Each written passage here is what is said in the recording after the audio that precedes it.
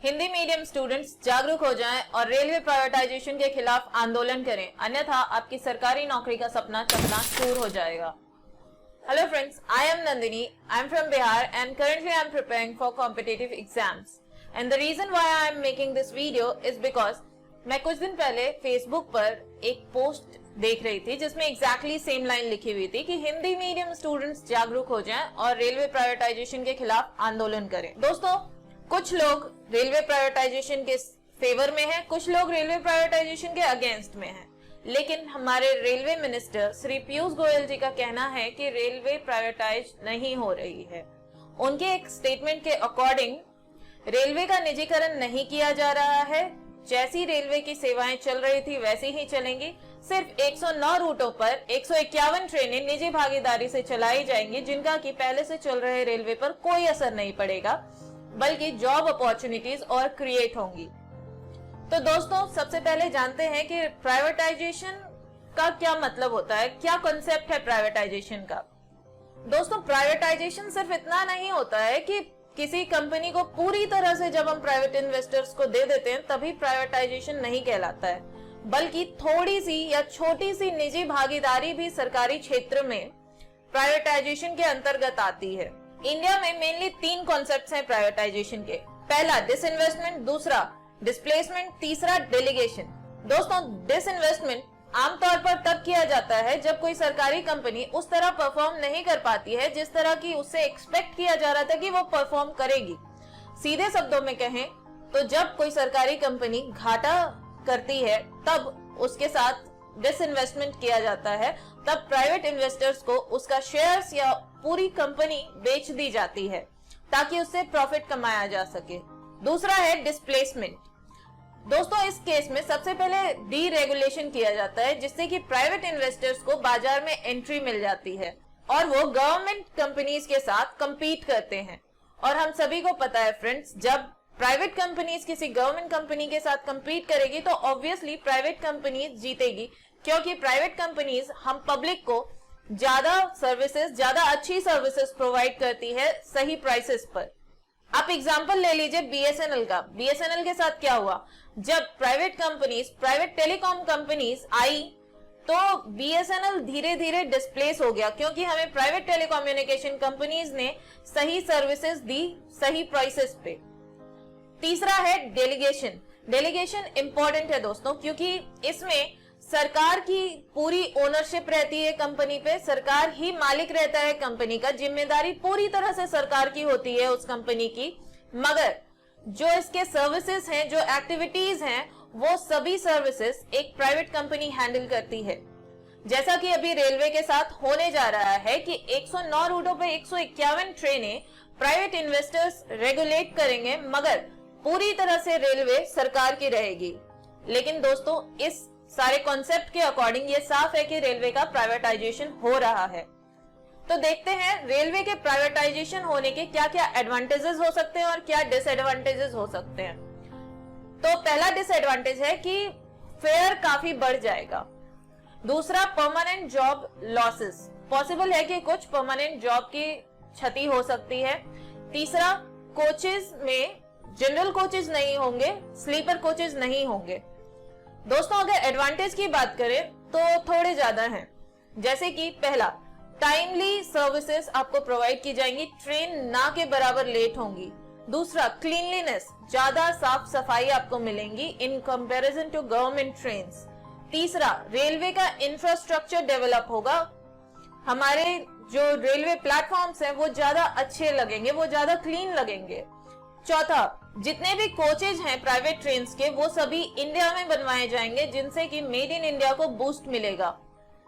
और पांचवा, private companies अपने प्रॉफिट को शेयर करेंगी गवर्नमेंट के साथ ताकि रेलवे का प्रॉफिट हो सके। तो दोस्तों, in my point of view railway का प्राइवेटाइजेशन इतना भी बुरा नहीं है जितना कि बताया जा रहा है।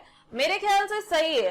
अगर प्राइसेस की बात करें तो हाँ, थोड़ी सी बढ़ रही है, लेकिन सिर्फ 151 ट्रेन के लिए बढ़ेंगी, जबकि 13,452 ट्रेनें जो ऑलरेडी चल रही हैं उनके प्राइसेस वही रहेंगे।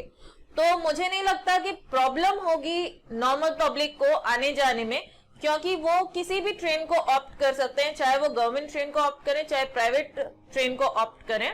दूसरा, यदि मैं क्लीनलीनेस की बात करूं तो दोस्तों हमारे देश में बहुत सारे ओल्ड एज पेशेंट हैं या फिर कोई भी पेशेंट जिन्हें इधर से उधर जाना पड़ता है मेडिकल ट्रीटमेंट्स के लिए, और डॉक्टर उन्हें क्लियर इंस्ट्रक्शंस देते हैं कि आप क्लीनलीनेस के साथ जाएं, आप डस्ट फ्री जगह पर बैठ के जाएं, आप किसी ऐसे साधन से ना जाएं जो कि आपके लिए एलर्जिक साबित हो सकती है। तो दोस्तों ऐसे में यदि एक ऑप्शन मिल रहा है उन्हें कि वो ज्यादा फेयर देकर एक क्लीनलीनेस के साथ सफर कर पाए, तो इसमें क्या हर्ज है? मुझे लगता है ये एक बेनिफिट है। दोस्तों कुछ लोग क्लास डिवीजन का भी तर्क दे रहे हैं कि प्राइवेट ट्रेनों के आ जाने से क्लास डिवीजन हो जाएगा, मतलब गवर्नमेंट ट्रेन गरीबों की ट्रेन कहलाएगी और प्राइवेट ट्रेन अमीरों की।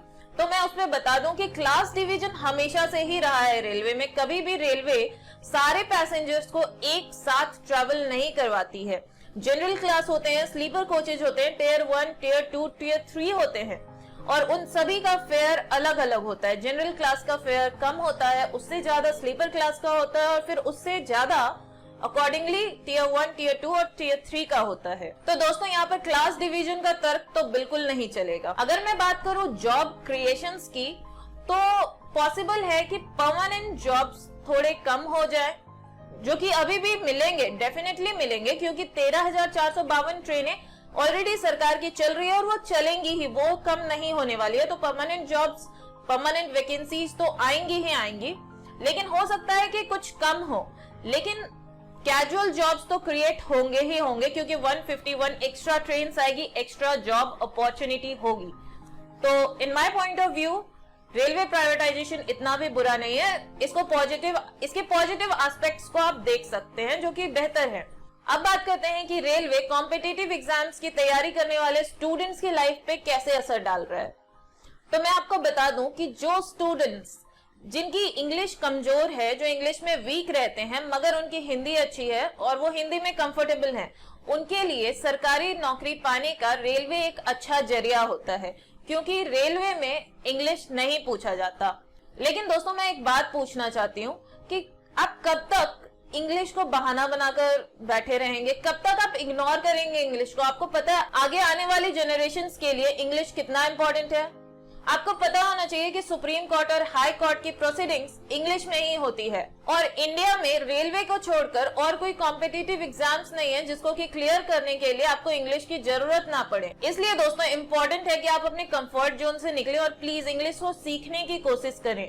और आंदोलन करना ही है तो कीजिए, लेकिन इसलिए भी कीजिए कि स्टेट बोर्ड को इंग्लिश मीडियम में कन्वर्ट किया जाए, क्योंकि अल्टीमेटली 12th के बाद आप चाहे 12th तक हिंदी मीडियम को प्रेफर कर ले, आप 12th तक हिंदी मीडियम में पढ़ ले, लेकिन आपको 12th के बाद प्रॉब्लम फेस होगी, क्योंकि आप जिस भी फील्ड को ऑप्ट करेंगे, चाहे वो इंजीनियरिंग हो, मेडिकल हो या फिर कोई कॉम्पिटिटिव एग्जाम्स हो जैसे यूपीएससी एस्पिरेंट्स को अच्छी तरह से पता होगा कि हिंदी मीडियम के स्टूडेंट्स को कितनी प्रॉब्लम होती है। उन्हें मटेरियल अच्छी तरह से नहीं मिल पाता, क्योंकि मैक्सिमम स्टडी मटेरियल्स इंग्लिश में होते हैं।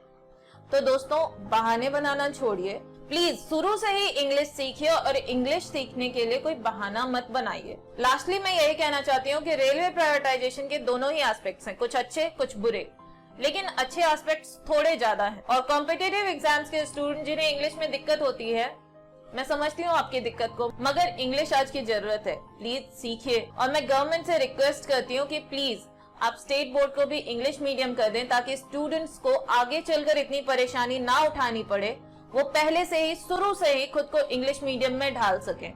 थैंक यू, जय हिंद।